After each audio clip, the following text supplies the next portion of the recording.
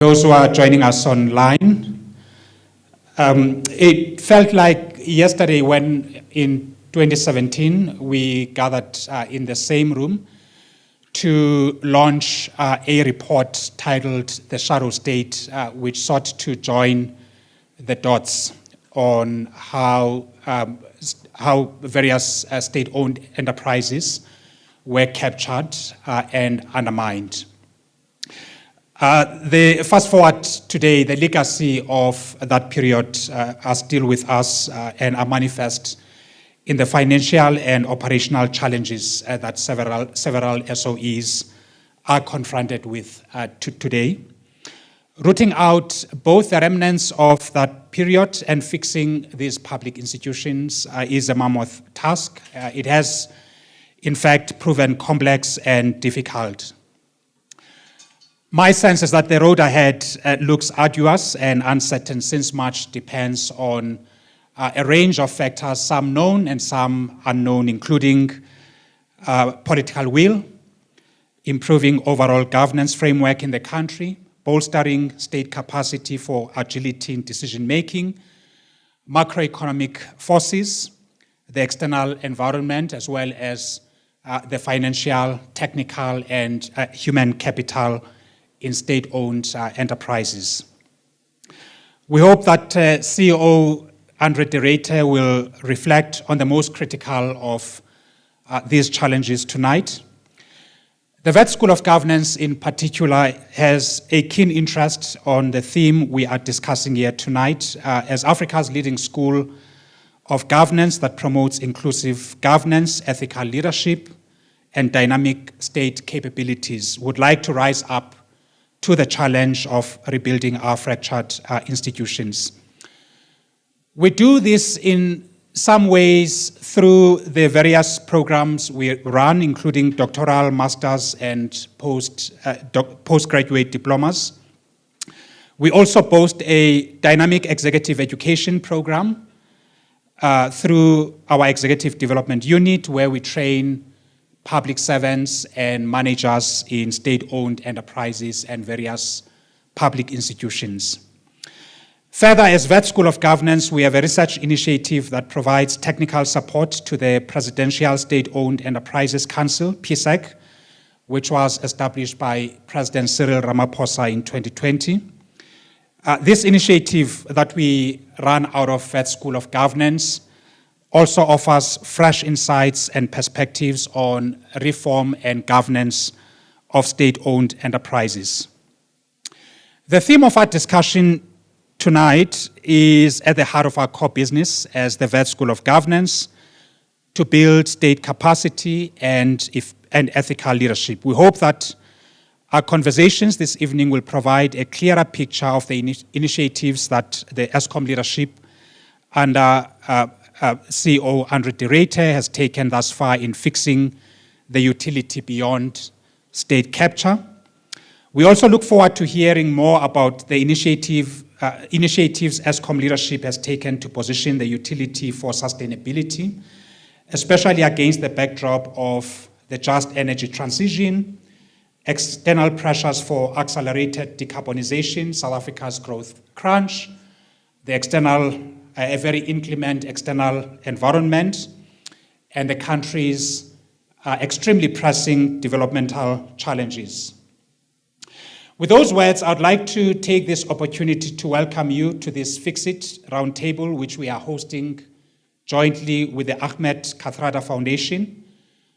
We appreciate that they threw us into this initiative, and we hope that this is not a once-off partnership, but a beginning of a long-term relationship. I'd like to thank CEO Ahmed Ruyter for taking the time out of his intense schedule to share his perspective with us. Special thanks to Ms. Fifi Peters for kindly agreeing to act as a facilitator at very short notice. We feel honored to have you here, ma'am. Wish the panelists successful deliberations. Thank you very much.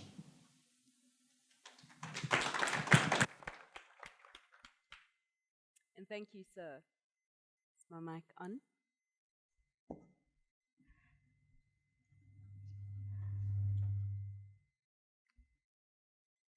All right. Can everyone in the room hear me? Yeah, it sounds like my mic is on.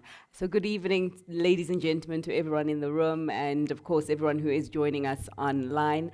My name is Fifi Peters, for those of you who don't know me, and I must say I'm quite delighted to be in your company this evening, hosting probably one of the most important conversations that will be taking place in South Africa this Friday night. So 2 months ago, the Ahmed Kathrada Foundation launched the Fixit series. And I think it aims to get under the bonnet of a state capture and find ways to clean the engine of the South African economy in the hopes of turning on the ignition in a manner that allows us as a country to move forward with minimal breakdowns. And so tonight we have a conversation around Eskom, and we try to get under its bonnet and try to find out what the challenges presently are that have found it in a mess, if we speak frankly. And so I'm hoping that as we do so, the mechanics in this room will be able to table their suggestions, their thoughts on solutions as to how we do fix the problem that is Eskom, and I'm hoping that the same applies to those who are joining us virtually.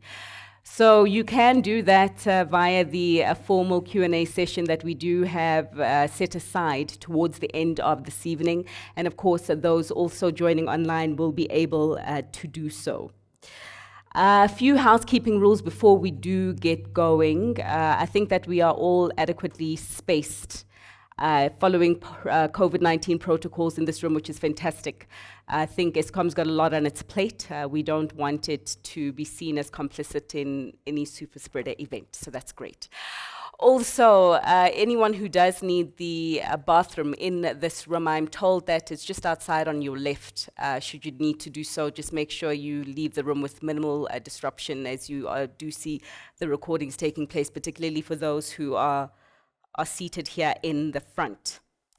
Lastly, just to make sure that, yes, a very important one actually, can I just ask that everyone in the room makes sure that they do have their phones on silent.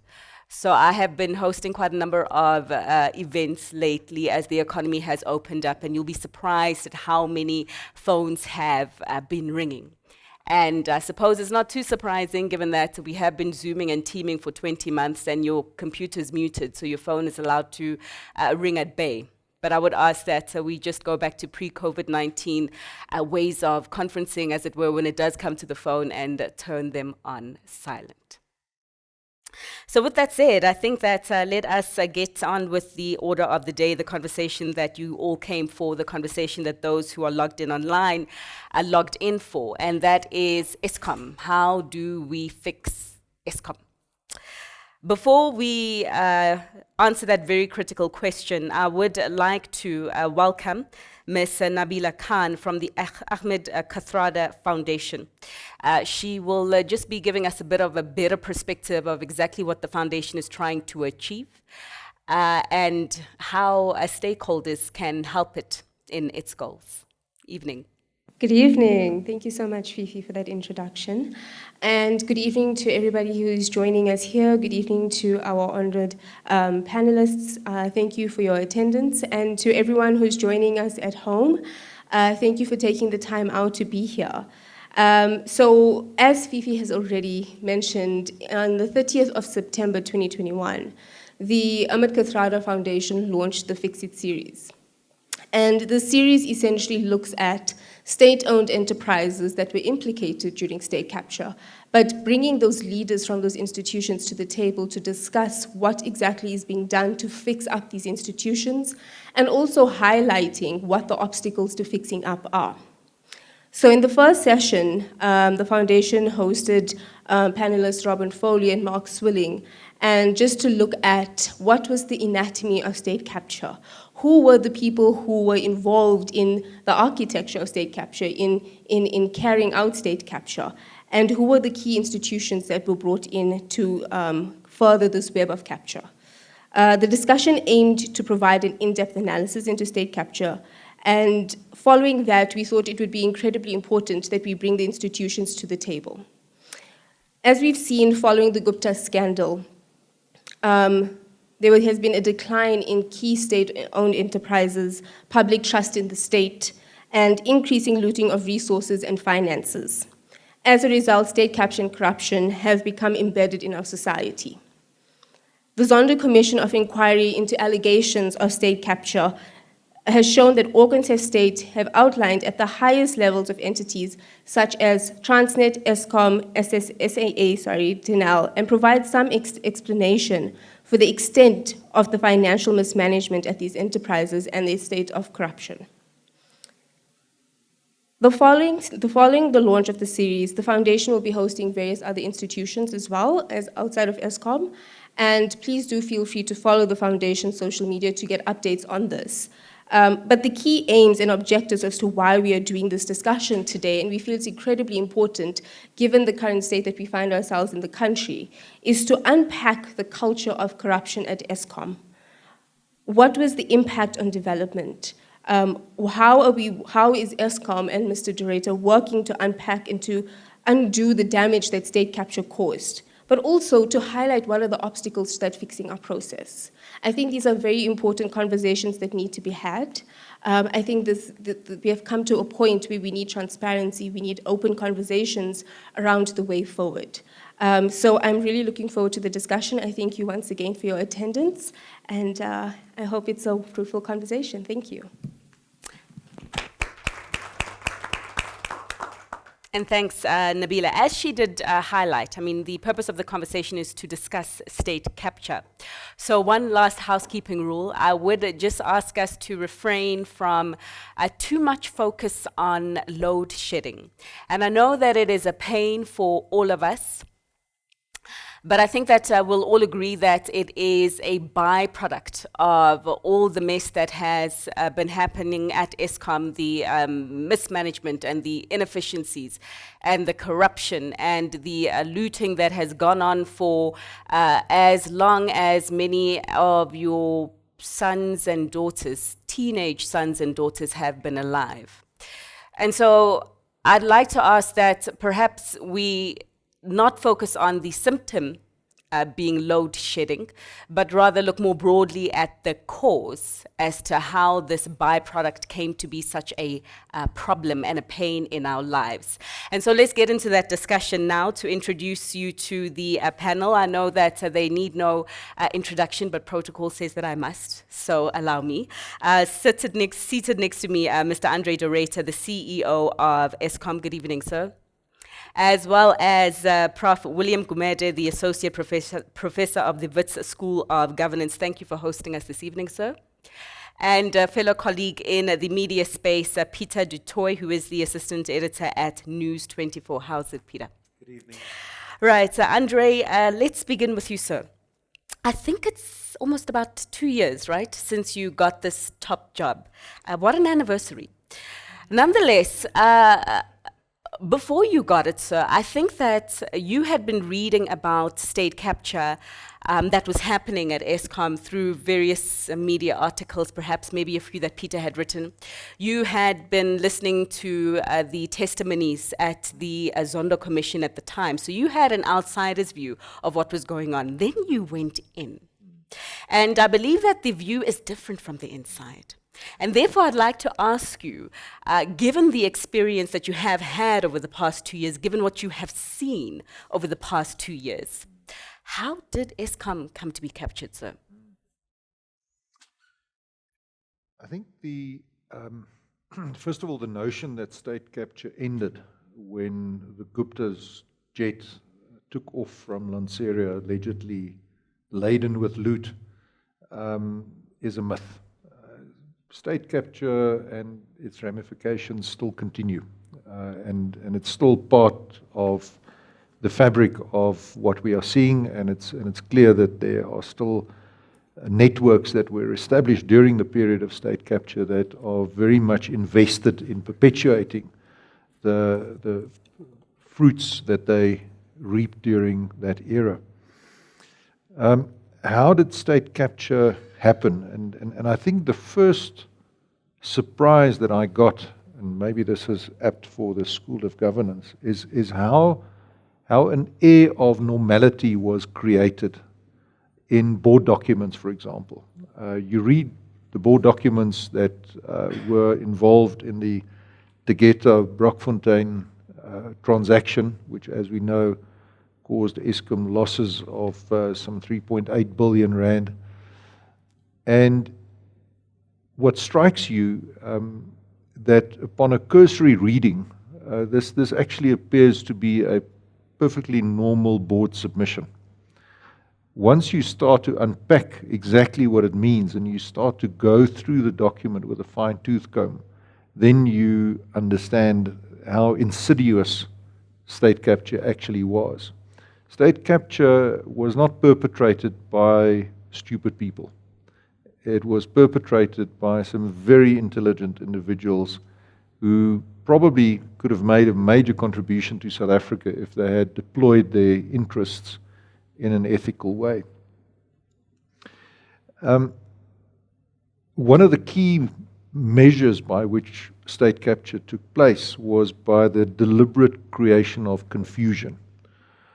So one of my first observations at Eskom, and this sounds terribly boring, but it's also terribly important because I think there are some important lessons here, was that the quality of board papers were, in terms of the clarity of a request, quite poor.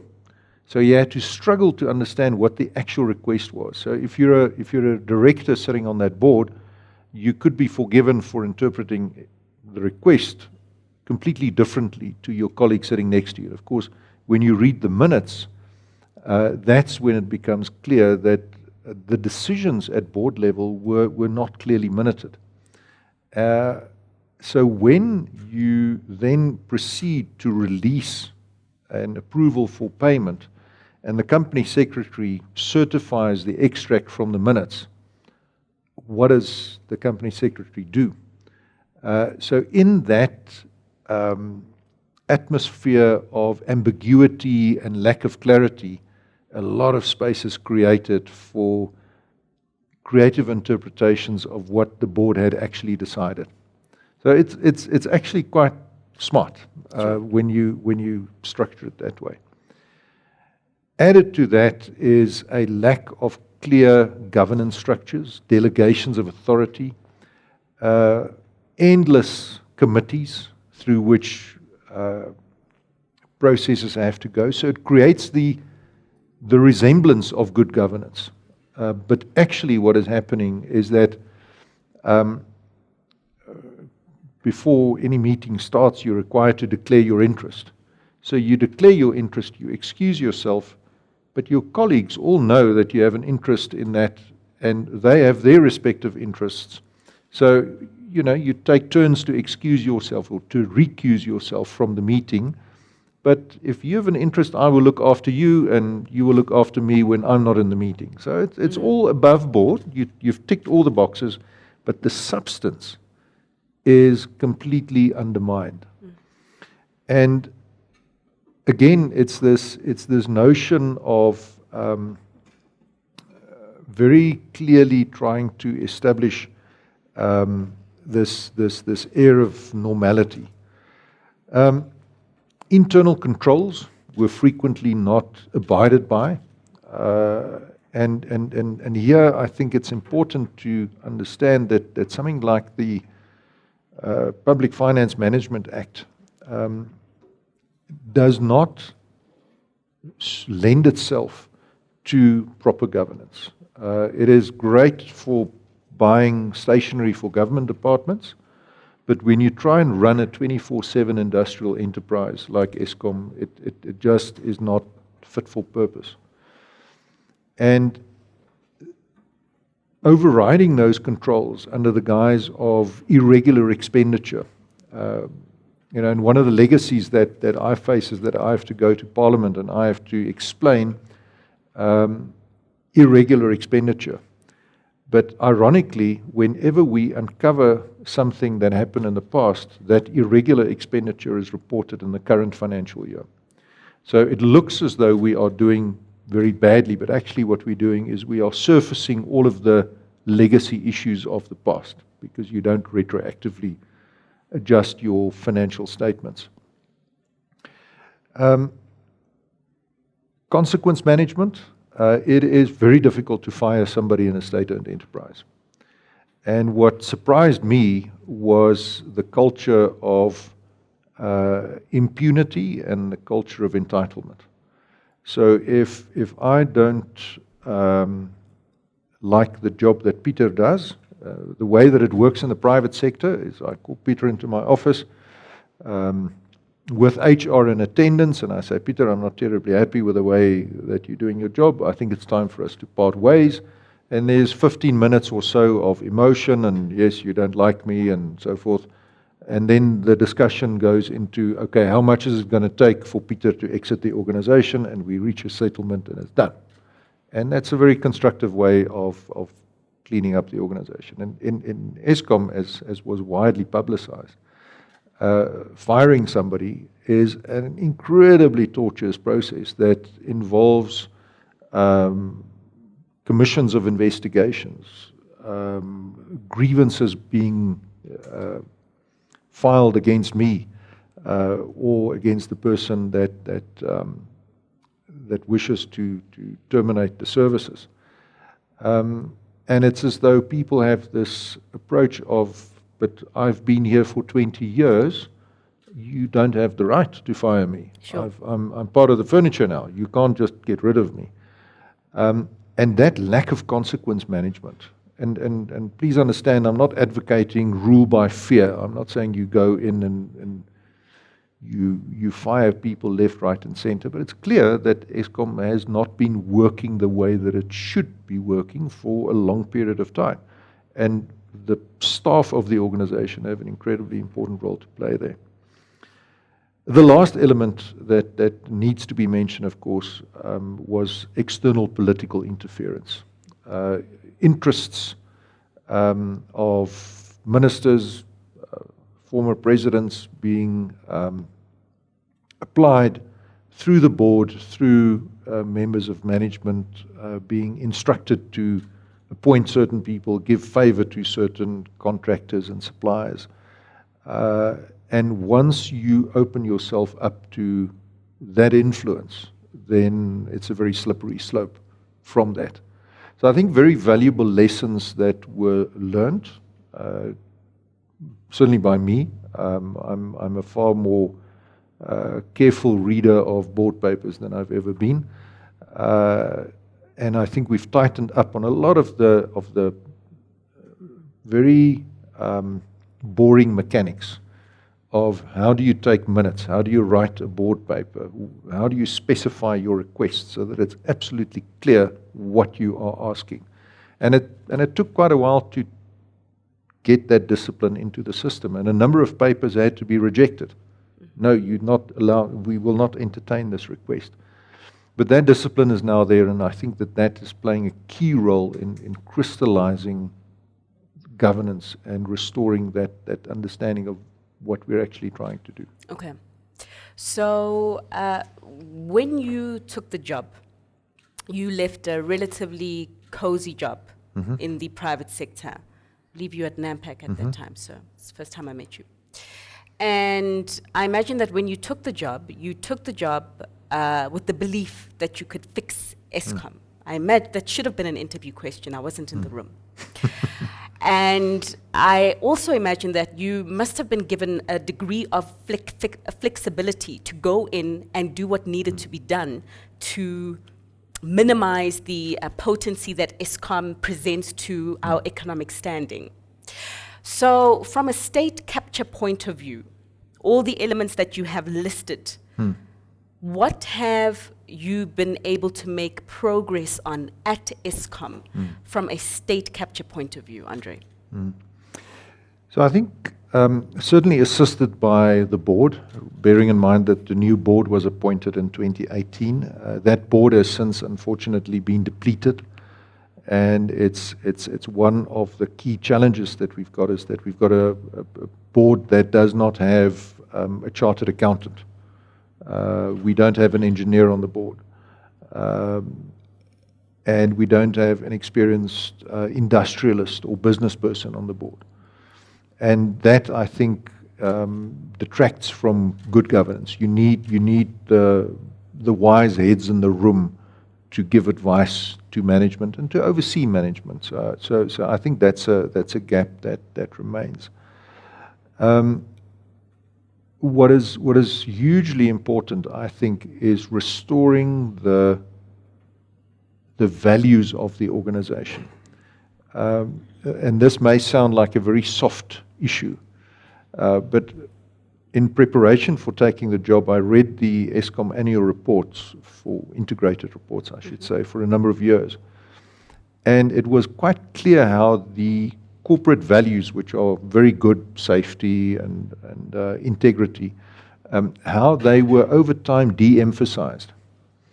And in my first communication to staff, I said we have a huge trust deficit, not only as an organization relative to the country, but also a trust deficit internally.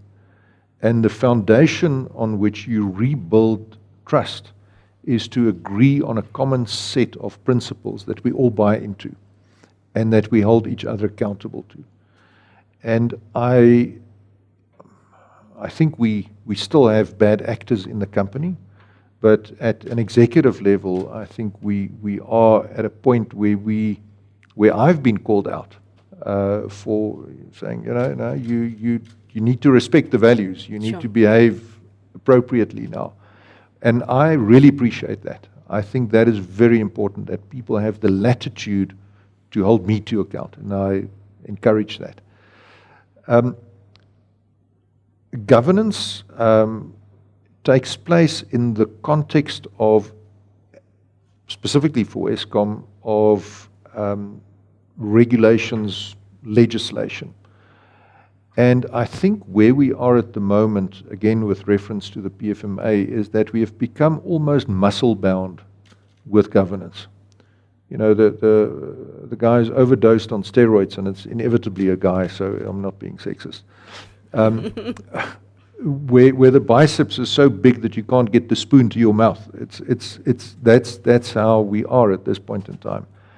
And it's not helping us to drive a culture of accountability, because you can always hide behind the system or the regulations. So are we making progress on the journey? Yes, we are. Have we been able to declare victory? Not by a long stretch. Okay. It's to quote Churchill, this is not the end. It's not even the beginning of the end. It's possibly the end of the beginning. Sure. Prof, would you like to comment on the interesting makeup of Eskom's board? Quite interesting to have a non-accountant or CA on the board, or perhaps it's not something to, raise an eyebrow over. And also just respond to Andre's comment about the Public Finance Management Act perhaps needing, to be repurposed for the future, because in the current form it doesn't seem to be as effective as perhaps hoped. I mean, I think just to thank you very much for inviting me. Thank you very much, CEO, for coming here. A lot of SOE CEOs are very afraid to face the public. So you are very brave. I thought maybe in a sense what I wanted to talk about just before that is just how difficult it is to turn around a state-owned entity after it fell into corruption. I mean, I worked on 2 government reports now on state-owned enterprises. Remember the original one, 2009, presidential report for former President Jacob Zuma, and then the subsequent one on development finance institutions that look at our state finance institutions. I mean, in both of them, I looked at, for government, on how long it takes for an entity, once it has been captured, to be turned around if all of the things are in place. And normally, I think one can make a calculation. It would take almost double the time it would be if it was a private sector company. Now, there's a couple of things really that makes it difficult. The thing is about the things that you need to do to turn around a state-owned entity, because you have to bring down your costs. But all of those things are actually politically invested. So when you have a governing party who actually does the reform, but the entity failed under that governing party, is really very difficult because the vested interest in a state-owned company is almost at a higher magnitude as you would have in a private company. That is why often companies get privatized. It's not necessarily all the time because of ideology. It is often where the state cannot deal, doesn't have the political will or the political courage to deal with a powerful interest. And maybe just to give you a bit of detail. I mean, let's just say in the case of Eskom, what needs to be done, most probably to turn it around, one almost needs extreme shock therapy. And it would include, ending the overpriced contracts, cutting salaries, reducing staff, overhauling the business model. Now, all of these, it demands really slaying very powerful vested political interests, and I'm going to outline it. So although the ANC is a governing party, and it could be any other governing party, often really wants to do the reform, but lacks the political courage to deal with a vested interest because there's going to be a backlash in the party. And that really is the dilemma of reform in a state-owned entity. It's a very, very difficult process. And let me just give you an example. If, for example, you would, at Eskom, and I'm an outsider, so I'm not involved in Eskom. If you take the costs, like the first one is, it's over employee count, it's an oversized company. So the first thing that needs to be done is a cut. Sure. Now guess what? If now CEO starts on a reform to right-size Eskom, there's going to be immediately a fallout. It's a highly unionized entity. There's a National Union of Mine Workers, are heavily invested there. And the National Union of Mine Workers supported Sir Ramaphosa to become the president of the ANC. And they're going to be very crucial next year to support him for his re-election, because it's a tough battle ahead for Ramaphosa at the party's National Elective Conference. Now, you have to think about if the employees of the National Union of Mine Workers go to Ramaphosa or the ANC, and they say, well, we're going to be right-sized. What's going to happen? But it needs to be done. Now, if you take a second one, the overpricing of contracts. A lot of the contracts at Eskom, but also many other entities, obviously often overpriced, politically connected companies, doesn't have the skill sets, doesn't have the competency. Now imagine there's a cleanup of that. There's going to be response. Well, the CEO is against transformation. He is going to bring in white monopoly capital. There's going to be a backlash. I'm just explaining to you what a vested interest is and the reality of reforming a state-owned company. You're making it sound as though it's almost impossible. It's not impossible, but it's close to impossible. So, so what needs to be done? Really, there has to be real political support. Now, normally in a private company, what would happen, when you do a turnaround, you appoint your CEO, you get the best board with a skill set, a turnaround skill set, with the people that your technical people. If it's an Eskom, you need to get your engineers there, you need to get your business people there who have done a turnaround before, equivalent in another company. Now, that's how your board that you put together. Now, in a state entity, you don't have control because now it is the government that gives you a board. So you have to imagine if you run a company And especially a company that you need to turn around, you need a board with the kind of skills that are going to back you up in the areas that you need to do the reform. All right. And you also then need, that board needs to back you up. You can't have the CEO of Eskom defending himself in public. That is the board's role to do that. The chairperson of the board has to stand up and fight for their strategy, fight for their turnaround. I mean, the CEO will have to be, if brought to the public, quite late in the game, really when it's absolutely crucial. So that is what it means by you have to have a quality board. And that's the difficulty because, again, it's vested interest. Appointments to state-owned companies, to boards, becomes not a one that's based on competence, on merit-based, but there's quite a lot of political dynamics in it. So, so one is already undermined to do that reform because, you don't have a board that pushes you, that's with you, that carries you, that helps you, to do that kind of transformation. Then the last of the vested interests, is a really important vested interest in the South African case, is the ideological vested interest, where you would have, the minister that Eskom reports to, Gwede Mantashe, has an ideological view on state-owned entities or on energy. What kind of energy?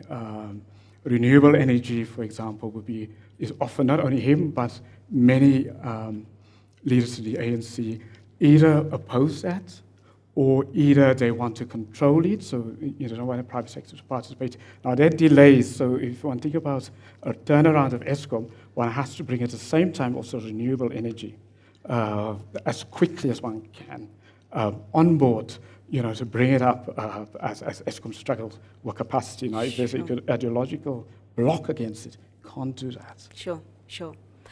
Except, we have an example of where it has been successful. Be it one, but it's an example of where it has been successful, and Telkom remains the poster child in this example. It can be done, right? Yes. And it's the third, it can be done and successfully so. But nonetheless, Peter, let's bring you in here. So according to Andre, state capture wasn't exported to Dubai or India or wherever the Gupta family is presently. It remains. Just in your reporting, does that statement resonate with you? Fifi, absolutely. Look, I think in general terms, when we speak of state capture, when we speak of state capture, when the general public refers to state capture, it's a reference to the years of Jacob Zuma and the influence that the Gupta family exerted on him and the ancillary networks that emanated from that. But from our reporting and from News 24's investigative team's reporting into events at Eskom and into how Eskom looks today, it's very clear that those extraction networks that were established during the years of state capture are very much still active.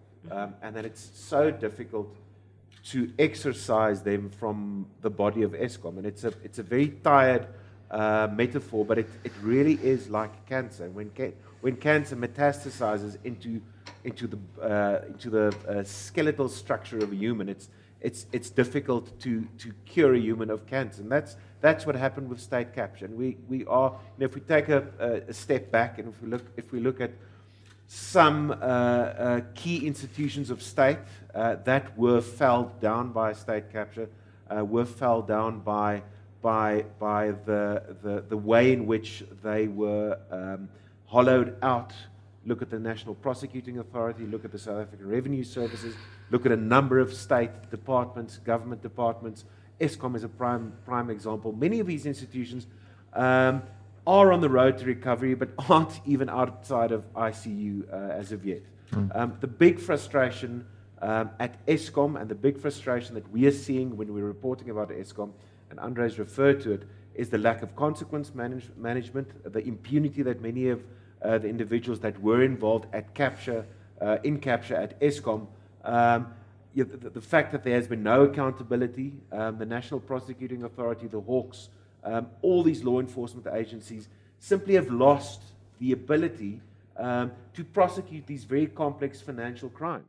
Not even complex financial crimes. There are a lot of instances, specifically at Eskom, where you would think that 3 years down the line, after the Special Investigating Unit, after Bowman, who is a private for a law firm, have started investigating it, many of these instances have been referred to the Hawks, to the Independent Investigative Directorate, who is located in the NPA.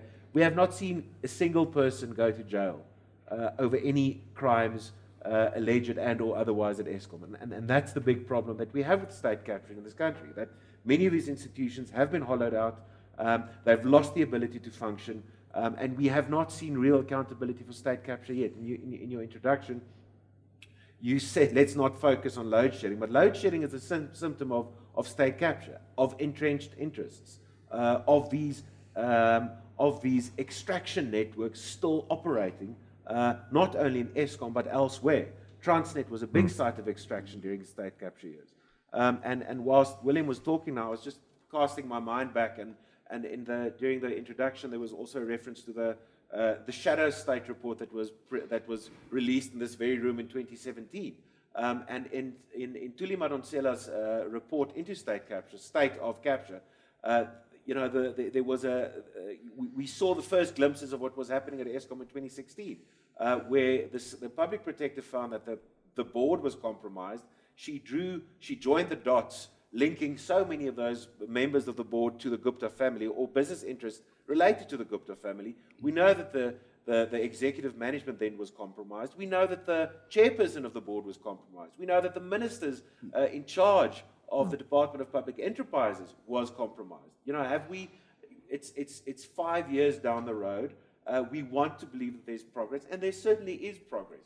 But these networks are still pervasive, they're still operating, and they're pushing back against every and all attempts by the Eskom executive, supported certainly by the Minister of Public Enterprises, who first implored us to join the docs in 2016. There's a lot of resistance to that. And what we're seeing is that the moment that these money taps are being closed, the moment that the NPA looks like it's about to move, the moment that the Investigative Directorate at the NPA shows an inkling of progress, there is enormous pushback. The one thing that was quite remarkable, which we found in our reporting, the News 24's reporting, was the absolute brazen way in which money was literally carted out of Eskom. The brazen way in which kickbacks were paid by companies in the private sector, and that needs to be talked about as well. Private sector collusion in establishing these networks, in helping these extraction networks flourish, was a massive role in this. So the private sector's role needs to be fleshed out too. But these networks are very strong. They're still operating. They've extracted billions of rands from Eskom. State-owned enterprises, we know, look at Denel, Transnet, SAA, Eskom, was ground zero for state capture. And they will stop at nothing to protect these networks. But The Guptas might be overseas, like Andre said, but many of these principal actors are still operational and still working. But I would have thought the fact that we saw a former president being or going to jail, I would have thought that would have sent a very strong message that there's a new sheriff in town, there is a new law in town, and what used to work in the past and what you could get away with in the past, that tide has changed. So you're saying that event, very significant, didn't really move the dial? Fifi, talk is cheap, but money buys the whiskey, doesn't it?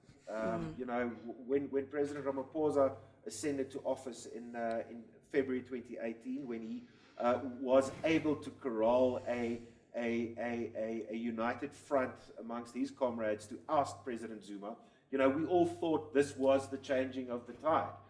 And initially it was. The very first action that the president took when he became ANC president, I think it was in January 2018, and my good friend and colleague Ferrell Hafiji is here because we worked on that story together, was to replace the Eskom board, because that was ground zero of state capture. That was one of the main sites of extraction. He did move quickly to replace the head of SARS. He did move quickly to replace the head of the NPA. But the fact is that all of these institutions, not many of them, all of them, including Eskom, had by that time so been hollowed out. the loss of expertise, of skills, of committed bureaucrats was so acute that it's going to take years and years and years to repair the damage. William mentioned the political environment that an SEO like Eskom needs to negotiate. I'm not convinced that we're seeing the urgency that is needed by the president, by the relevant ministers, or the ministers responsible for energy policy and responsible for Eskom.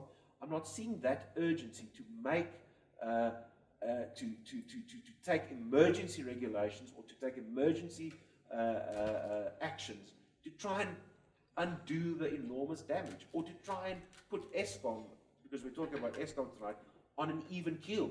Sure. Load shedding is the symptom of state capture. We are struggling with load shedding today because Eskom over many years has been subjected to quite extraordinary levels of corruption.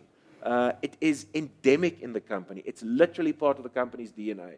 The scope, the breadth and the depth of Eskom is enormous. I mean, Bowman's, the law firm, in 2019, that's 2 years ago, and Andre might know the updated figure, but they produced a spreadsheet which they handed to the company, an Excel spreadsheet, which identified red flagged contracts to the tune of 178 billion rand. That's an enormous amount of money. Not every one of those contracts are corrupt, but possibly corrupt contracts of 178 billion rand.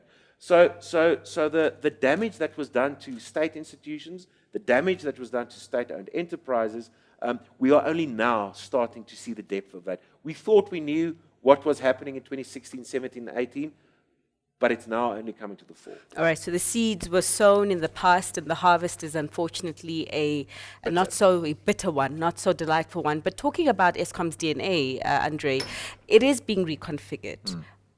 You're trying to introduce a new dawn through the separation of the entities into 3 units.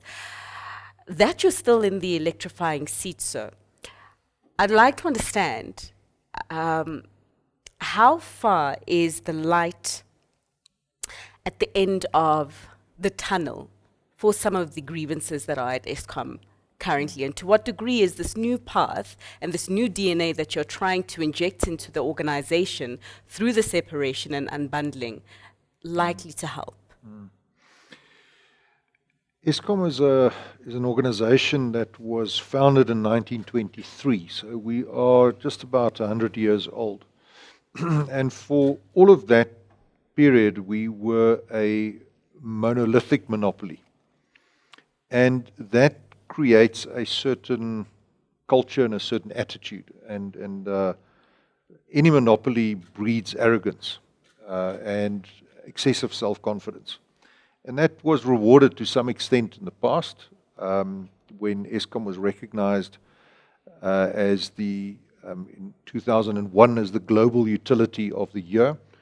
But it has also, I think, led us to a position where we are now in need of some radical surgery to change how we are structured.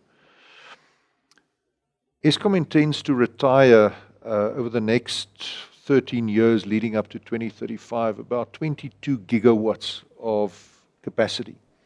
Now, to put that into context, that's about 45% of our total installed capacity. And the reason that we want to retire this capacity is because we have an old, tired fleet that needs replacing. If we want to keep our current fleet environmentally compliant, we have to spend about 300 billion rand, on which we will earn no return and which we don't have. So we have an opportunity to use this challenge that we've got of an aging fleet, quite heavily polluting, to use that as the pivot into a new, cleaner and greener electricity supply industry. But we cannot continue to execute on this mandate as this monolithic monopoly. And that is why we have to follow international trends to restructure and separate ourselves into these 3 different entities: generation, transmission, and distribution. And the most important one is actually the smallest one, and that is transmission. Because that will an independent transmission entity with an independent market operator will give private investors the confidence that they can invest in new generation capacity without the fear of their commerciality being compromised vis-a-vis Eskom's generation. That's always been the objection. How do we know that you will not pass our information to our competitors, basically? So the independence of the transmission company is going to be a key enabler to help us to solve the shortfall in generation capacity, to address some of our environmental challenges, but also to give us the opportunity to reinvent and re-engineer what Eskom is about, not as the supplier of last resort, but as the enabler of new generation capacity for the country. So one also can't ignore, every year the CSIR comes out with reports regarding our experience of the service that you provide, sir, and that it has been getting worse. Mm-hmm. And so my question, I don't want to focus on whether there are other forces at play or not. You're free to comment on that. But I'd rather like to focus on, even if there is pushback, do you have a strategy to also push back and do what needs to be done? Let me first comment on the loaded question of load shedding. I tried not to say it. Yes. And I was thinking of an analogy that would be apt. So imagine you have a large extended family, and there's an old Volkswagen Beetle that's handed down from family member to family member. And eventually, the youngest member of the family reaches the age of 18, gets a license, and he is handed this particular vehicle, which has been through the hands of many, many family members who have not maintained the car, and they didn't change the oil. And this young family member now starts driving this car, but regrettably it keeps on breaking down. Now, he tries to fix it. He replaces the oil, the spark plugs, but it's an old Beetle. It was made in 1961, which is when many of our power stations were built, as a matter of fact. And it's wobbly. The bearings are shot, and the pistons are rattling around in the cylinders. Now, with respect to many of my critics, do you then blame the driver of the car at the moment? Or do you say, but hang on, all of you guys who had the car before me, you actually didn't do what you were supposed to be doing. So the phenomenon of load shedding is a legacy that started many, many years ago. And I think one of the observations that I've made is that there is a lack of understanding, and it's maybe partly due to our poor communication skills, a lack of understanding of the complexity of the electricity supply industry and the complexity of operating a power station. People look at the cooling towers, and they look at the stacks, and they say, surely it's possible to fix this thing. But if you've neglected the maintenance over so many years, to fix that becomes an extremely expensive task. There is something called in maintenance engineering the bathtub curve. And it very simply says that in the beginning of a plant's life, you spend a lot on maintenance. And we see that with Medupi and Kusile, right? We are having to spend a lot, not only on maintenance, but also on fixing some inherent design defects. And once you've stabilized, then maintenance spend goes down. But as you approach the end of life, that maintenance expenditure picks up again. So you get this bathtub curve. Now, Eskom finds itself with Medupi and Kusile at the top of the curve when it comes to new plant, and at the top of the curve when it comes to old plant. So we're in the worst of two possible worlds. Now, how do we get out of it? What is our strategy to turn that around? And this is where I believe that if we have an aligned industrial policy, an environmental policy, an energy policy, and a fiscal policy, we can use the transition from a overwhelmingly fossil fuel economy to a more balanced approach, which will be around 60% renewables, some role for natural gas, some role for nuclear, a reduced role for coal, but still a role for coal. So let the record show, as they say in the classics.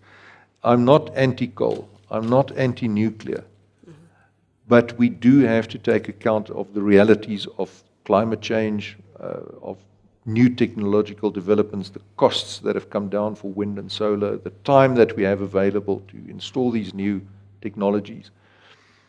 And this really, I think, gives South Africa a good shot at using this crisis that we're currently facing in terms of electricity supply as the pivot to drive a stimulus to re-engineer our economy while solving the crisis. So maybe I'm Pollyanna and I'm always looking on the bright side of things, but I'm not aware of much else that's going on that we can use as that catalyst. So that's the strategy that we are punting, to say that we can turn this crisis into an opportunity that can drive job creation, a net 300,000 new jobs created, even after accounting for potential job losses in the coal value chain.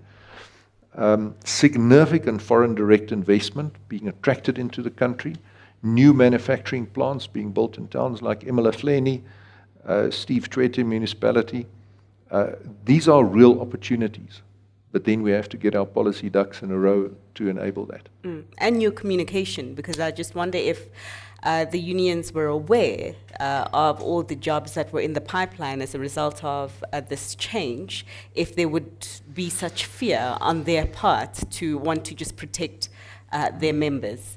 If I run out of employment, I'm happy to do that communication for you, sir. Prof. Gumede, just your comment on how Eskom is trying to deal with the current mess, and whether you think what they are trying to do is sufficient and will be sufficient to turn their tide. I mean, I think what Andre Benham was saying in terms of using it as opportunity, I think really there is the opportunity. Because what we've seen now, I mean, the last couple of decades, there isn't an thinking in government to use crises into opportunities. And unfortunately, state-owned entities have also not driven strategies, the economic, there hasn't, in the absence. So we have to think about is the way our country works now. Is at the top, is the ANC is the governing party, but there's no ideas. That's the reality. Then we have to think about, what else can we do that in that space? Potentially one could say, some of the state entities, some of the private entities have ideas, know what to do. Can they drive a strategy in the absence of ideas from the governing party? Of course, it's an upside-down way of looking at it, because this is a way that we're accustomed to it. But unfortunately, that's the way we may have to look at it, because I do think also, here at the School of Governance, we're thinking in terms of how do we use this crisis, potentially align, industrial policy, renewable energy, because that really is our future. That's, for our generation, there's possibly like a way out for us out of this crisis, out of this country's crisis. And that is why it is so heartbreaking to see there's such an ideological resistance against renewable energy, which is for us, most probably for this country, one of the greatest opportunities. We're in a crisis where we have an opportunity right in front of us. I mean, it's like a stunning opportunity. So that tells you about the closeness of ideas. So possibly how can Eskom actually drive potentially the strategy drive of industrial policy, renewable energy on the fiscal side, link it all together, so it may not come from the government, of course. But I also wanted to, I didn't, you were asking me a question just about on the PFMA and how the PFMA is restrictive. I mean, for those of you who are interested in this, I mean, I did a paper which is on the website of the Institute of Directors in 2009, looking at the PFMA and the weakness of the PFMA. I mean, unfortunately, the PFMA is very, very weak. Now, it is mostly better from a governance point of view to use the New Companies Act. It's just much more, empowering for a state-owned company. Then there's a second part of the governance weakness from a legislation point of view, is many of the entities has enabling legislation. So that enabling legislation is actually the one that matters. Now, many of the enabling legislation was set up, for example, in the 1920s with Transnet, so somewhere in the 1930s and so on. So, I mean, this is not for our time. So there's a lot of governance weaknesses. Now, for others who are interested, the Presidential Review Report of 2009, I mean, I looked on behalf of government at all of these entities and look at the enabling legislation and the weakness of it is on the presidential website. I hope that it has to be pulled off. But just to have a look at it. And then also even the corporate governance code, that is the sort of equivalent of the King Code, was created honestly sort of during the time of the King Code 2. So clearly it's totally outdated also. So all of the sort of family of regulations and codes for SOEs are totally outdated. I also just wanted to talk to you just about maintenance, because I think it's important for citizens to understand, sort of in the theory where we sit as an academia, there is a theory around infrastructure. So if you don't maintain it over a certain period, then you get to a critical point. And at that critical point, it becomes more costly to actually fix that infrastructure. So that's unfortunately not only at Eskom where we are, but also the country, that's where we are. Because for the last decade, municipalities across the economy, we've neglected, so we have a critical point. So then after the critical point is, where you see like a total collapse, and then it appears almost overnight, but it isn't overnight, it's this critical point that is reached in the country. Yeah? Right. So in a way, I mean, there is, of course, in all of that, there is also still opportunities, because now we have to think about industrial policy along the lines of what can we do actually to use the sort of collapse of critical infrastructure to actually build a growth plan around it. And that's where the creativity and innovation, imagination that we need. Okay, so you're essentially echoing the message of Andre that we use this crisis and we can turn it into an opportunity. But Peter, in the event that that does happen, right, all the strategies and ideas that have been discussed actually materialize, will they be effective in ensuring that the Eskom of tomorrow, which might have a different configured DNA, is actually capture-proof tomorrow? Let's hope our institutions become capture-proof, Fifi. It's, William and Andreas have now spoken about the PFMA, and there are a myriad of laws, statutes, regulations, pieces of legislation that govern governance, that govern how citizens should behave, that govern how law enforcement agencies should act. Andre, over the last week, if you followed his comments, has started coming out and referring to the PFMA, saying how difficult it is to operate within that framework and within that environment.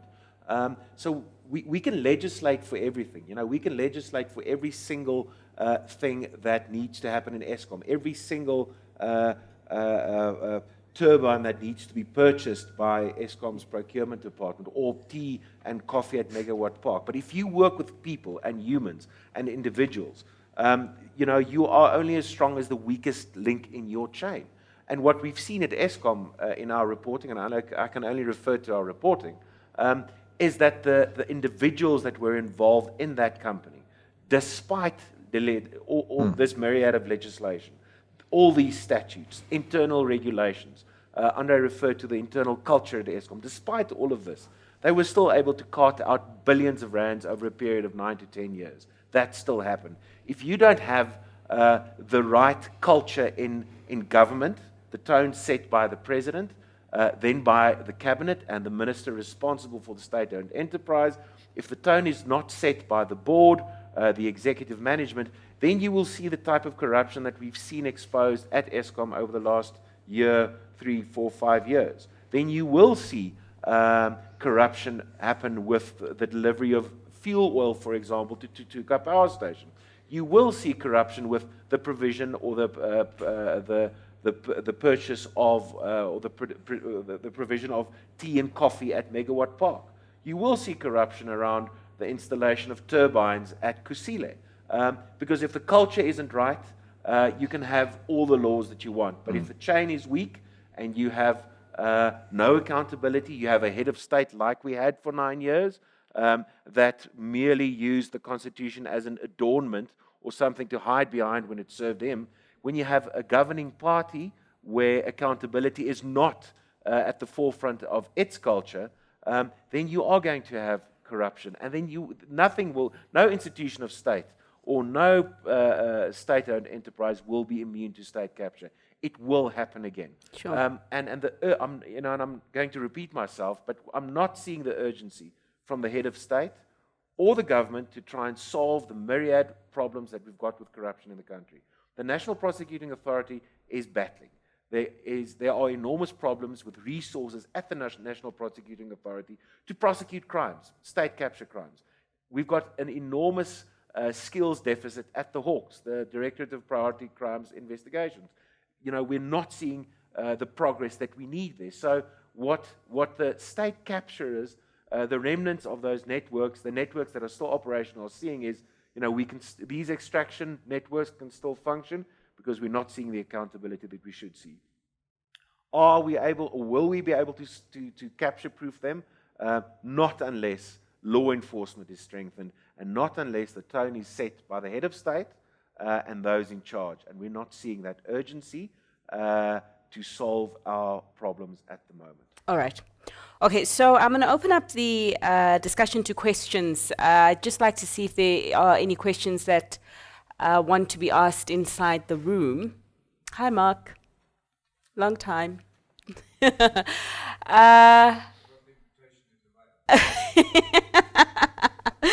Whoa, shade.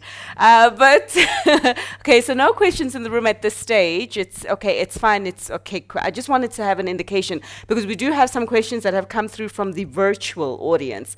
Okay, so I am going to come, while the mic is coming to you, let me just ask one question that has come through virtually.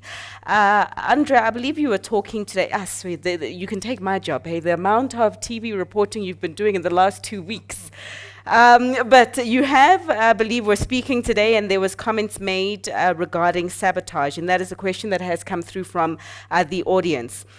To read it as it is written, we have been hearing from sabotage from the CEO of Eskom.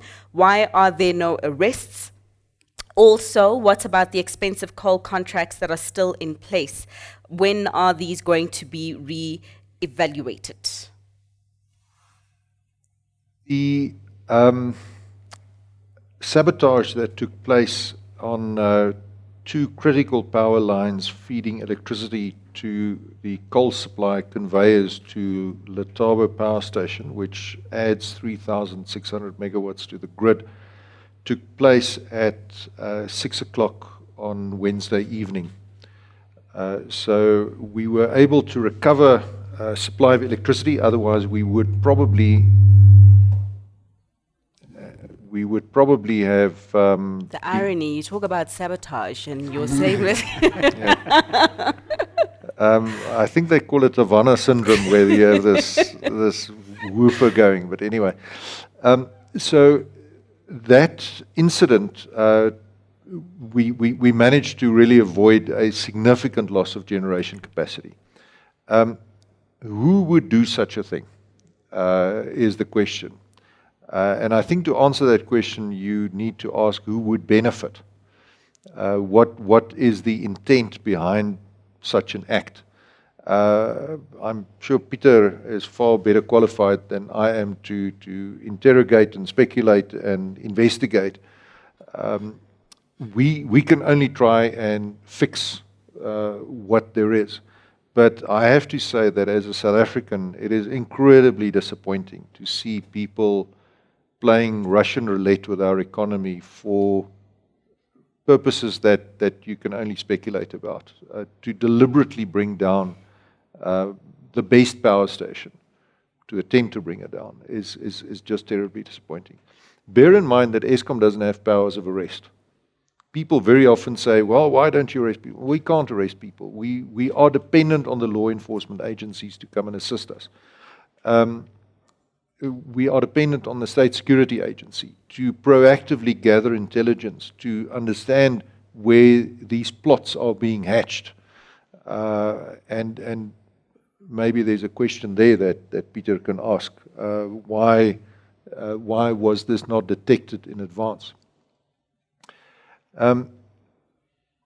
So I think this is a very disappointing incident. We are getting good support from the Hawks. We are investigating. We are affording the Hawks every opportunity and every support that we can, but it's not our competence to investigate crimes and to prosecute people. With regard to the coal price contracts, bear in mind that at the end of 2018, Eskom had essentially run out of coal. We were, and I wasn't around at the time, but my colleagues who were told me that we were reclaiming the black stones at the bottom of our stockpiles. We had 2 to 3 days of coal left.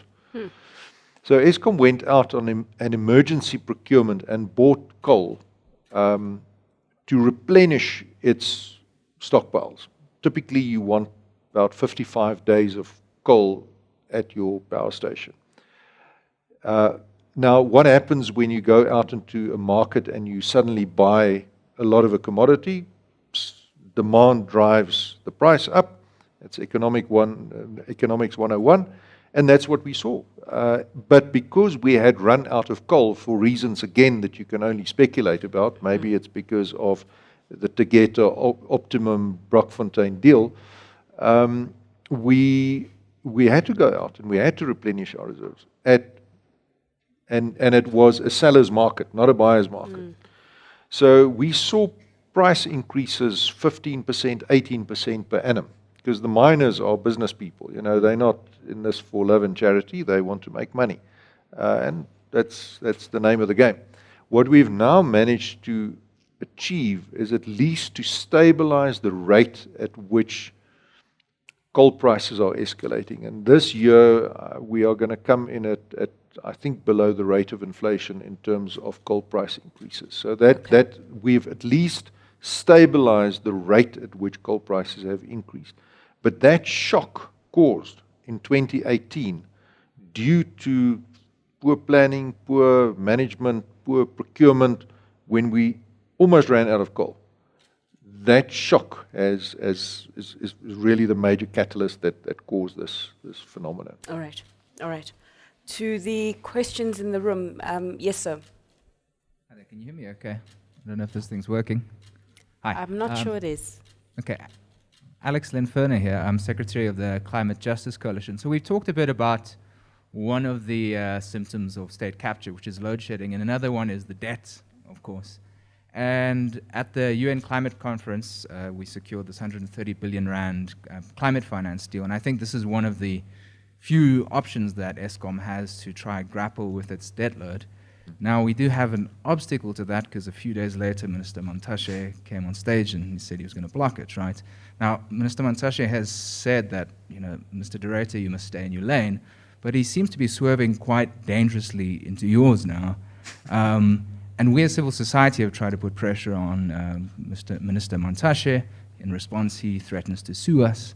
So how exactly do we get these obstacles out of the way if we're going to resolve that debt issue? Because one of the few opportunities we have to do that seems to be blocked by one of the most influential ministers on this issue. I don't know if the Eskom has leeway to move around that. Difficult question to answer. Yeah, that's a very good question. I think, Alex, we first need to distinguish between historical debt and new debt that we have to take on at highly concessional rates to fund the just energy transition. And I think hopefully you'll give me a little bit of credit for having spoken out often about the need for us to embark on this just energy transition. But in a month of Sundays, no one will give Eskom cheap money to pay off legacy debt incurred for the construction of coal-fired power stations. Bear in mind that the money is concessional because of subsidies paid for by the taxpayers of Germany, France, United Kingdom, United States, Netherlands, Denmark. They will not pay down Eskom's debt incurred for the construction of Medupi and Kusile. So there is an intervention that is required that needs to solve that legacy debt. And we have been working very hard behind the scenes to come up with various solutions to address that debt. Part of that revolves around getting municipalities to pay. 39 billion rand, it's now increased, it's now over 40 billion rand of overdue debt from municipalities. That's 10% of our total debt. We've got non-core assets that we can sell, that we can leverage. We need cost-reflective tariffs, and I know no one likes to pay more for electricity. It's a grudge purchase, but that's what we need to do. We need an equity injection from our shareholder, because remember when the debt was taken on, when Medupi and Kusile were built in 2006, Eskom was essentially ungeared. It had almost no debt. It had 26 billion rand in debt, so which sounds like a lot, but it's actually very little. And at the time, Eskom management said, but hang on, we need to pay for these new power stations. And what you do in the private sector, you do a rights issue, right? You ask shareholders to contribute money. At the time, National Treasury looked at the balance sheet and said, no, it's not necessary. You can recover the cost of this investment by tariffs. But somehow, someone omitted to send this memo to NERSA. And NERSA said, no, Eskom, you don't understand. We're not going to give you the tariff increases that you need. So we're now in a situation where we're having to borrow money to pay the interest on the loans that we have, which is completely unsustainable. So to use the analogy of a rights issue, when you are in a very deep debt hole, at some stage you need to have an equity injection from your shareholder. And again, this is not a popular narrative, but it's difficult to contemplate an alternative which, Alex, will not prevent us from accessing this much needed concessional debt that we need to have to roll out renewable energy. And the opportunity, I think, that was demonstrated at COP26 with this 131 billion rand on highly concessional terms, which we still need to now nail down and get agreements signed for. I think that is an illustration of the goodwill that is out there to support South Africa in this transition. But if we don't solve this legacy debt, then unfortunately the new debt may be in peril. Sure. There was a question from the lady here.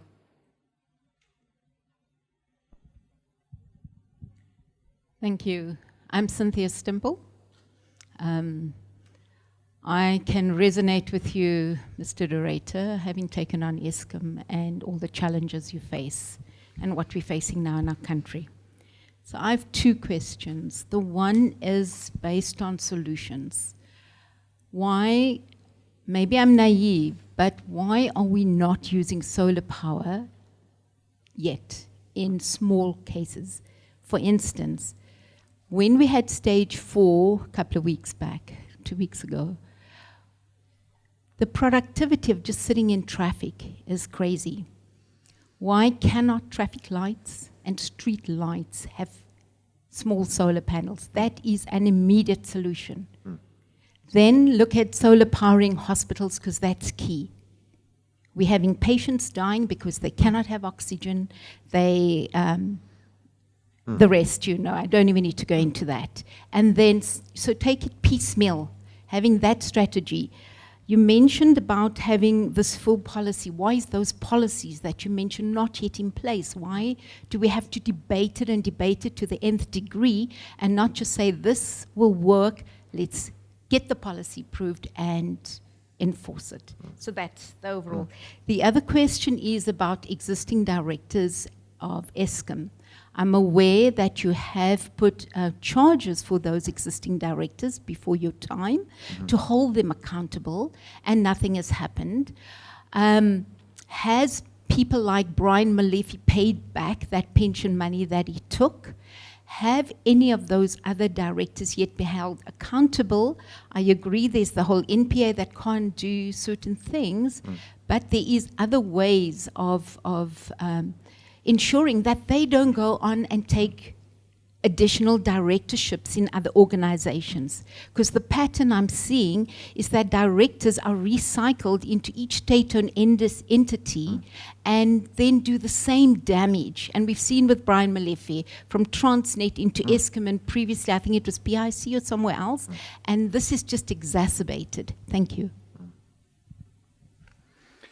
So small-scale solutions, I think, are definitely a part of the future of electricity generation. There are the so-called 4Ds, and one of those 4Ds is a more democratized approach to electricity generation. And increasingly, people are moving off the grid, at least in part, in order to compensate for the issues that we have. But this is not driven by a lack of generation capacity. This is driven by people who feel that it's their right to generate, to harvest the sun and store that energy. And if you look at a little anecdote, apparently the most frequently Googled job in the southwest of the United States is solar panel installer. Because people are going off the grid in a massive way. So the entire electricity supply industry is changing. However, we do still need large-scale installations to supply electricity to factories and the like.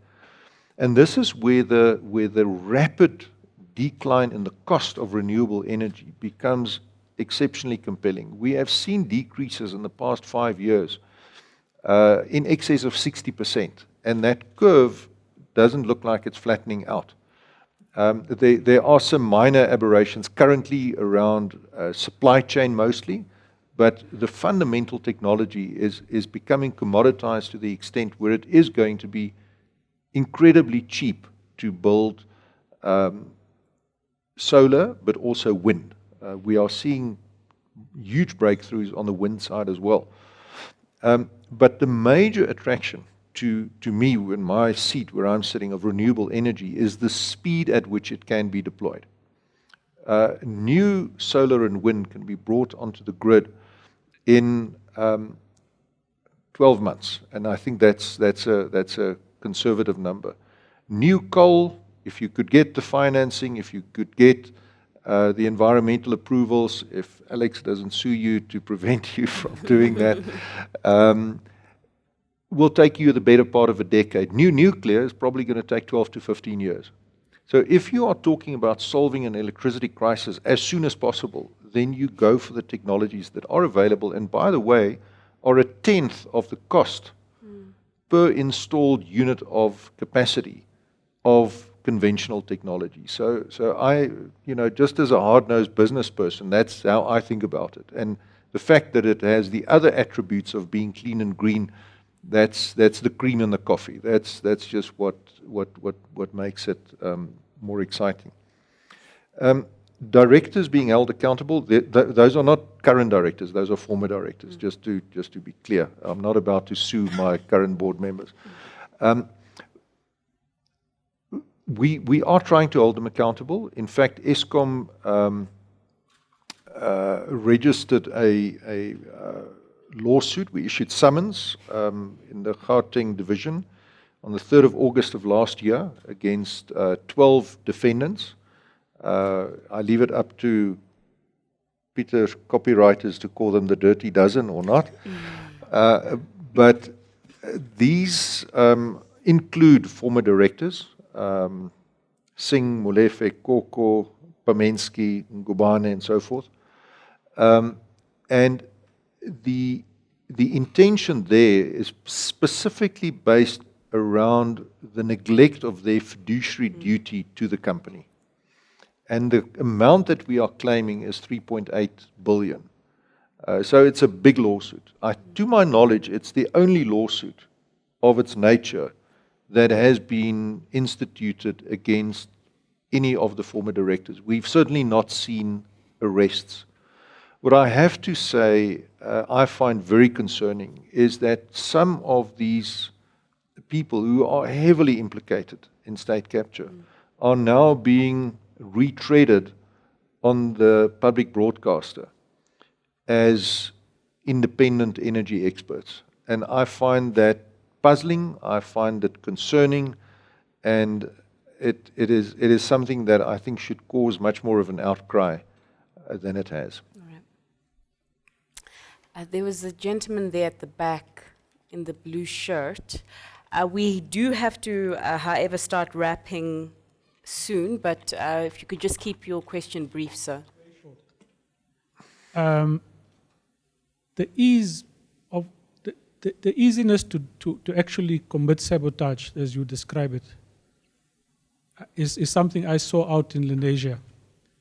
Just taking off the bolts of those pylons, and after now having elevated the issue both by yourself and the minister, it does require a different strategy. It does require public mobilization. I think what I've come out from here today is a weakness in the strategy of linking the era of capture to load shedding, linking the Guptas to the issue of load shedding today, where it hasn't been played up sufficiently. What the result is that the anger is on the current leadership of Eskom, and opening up the space for people to then sabotage the infrastructure in full view of others who are there thinking that these are heroes.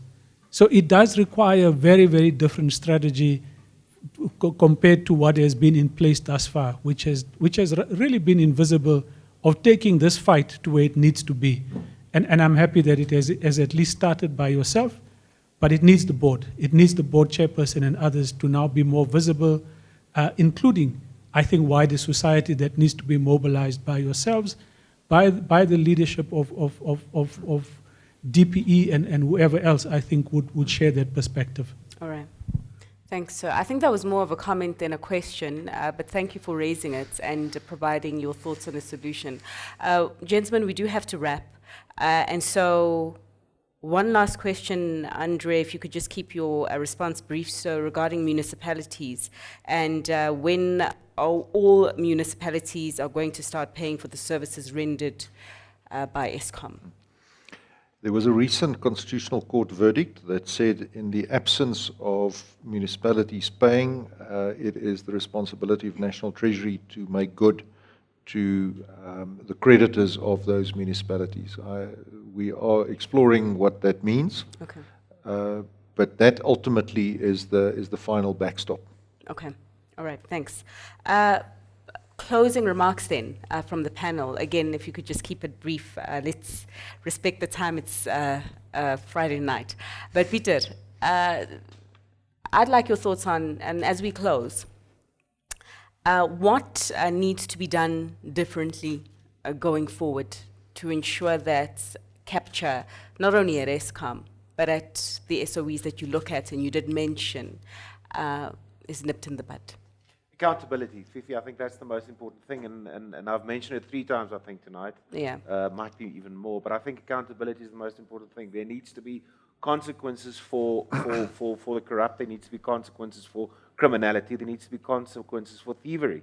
and that needs to be accelerated. We need to strengthen, government needs to strengthen the National Prosecuting Authority, the Hawks. Andre mentioned the SSA. Unfortunately, the SSA is so compromised. I don't think Eskom can rely on the SSA coming forward with intelligence. So law enforcement needs to be strengthened by the state. The example needs to be set by the national executive, and we need to ensure that accountability is exacted from those who make themselves guilty of corruption. Okay. Prof. Gumede, in terms of releasing Eskom and others from the capture in which they currently find themselves in, what would your takeaway be, sir? I think really what we need to do is establish almost, we've got legislation in the country that we're not using called emergency or disaster management legislation. So what we need to do is almost declare Eskom as a disaster. And then once we do that, it gives the opportunity to do all of the reforms and deal with the interests, all of these vested interests. I mean, this year I worked on a report for government on looking at how one can use the disaster management legislation. So I think there is, in our legislation, we could do that. And I know there's, and once that is possible, then even, to deal with corrupt contractors very quickly, deal with all of the sort of other vested interests, strike a deal around wages, for example, because then one exempt it out of the normal way of doing things. And that really will show real urgency by governments that energy is really important, and Eskom is very important to the economy of this country. All right. And Andre, your parting shot on the way forward for Eskom? We are on a journey. It's not going to be over soon. It's going to be an arduous journey. But if you look at the destination and if you look at the opportunity that it potentially creates for the country, then it's a journey that's worthwhile undertaking. And then with that said, just my final thoughts based on what everyone has shared in the room. I think that's definitely a relook at some of the archaic policy that has been described is needed. I agree that the capacitating of the sheriffs that can hold people to account is certainly something that needs to be looked at. And also to your point about political will, I do also agree that the tone and the culture of allowing malfeasance to continue unabated needs to change, and there is a different tone and culture that needs to be introduced in our system. We wait and see. But with that said, I'd like to thank everyone in the room for giving us their time this evening. I'd like to thank the viewers also who did log in, and all the participants and attendees who were with us this evening. And I'd like to thank the host, Prof. Gumede. Thanks so much for hosting us this evening, as well as you, Peter. Thanks so much for joining us, and of course the Ahmed Kathrada Foundation for this series, the part 2 series of Fixit. And so it's been a long day, but nonetheless, thank you for continuing with us this evening. Thanks for your time, and we're watching the space. You have a big problem. It's a huge challenge. But again, that you're in the electrifying seat is quite telling still, and we look forward to development, sir. Can I just say I'm very grateful you talk about the electrifying seat and not the electric chair.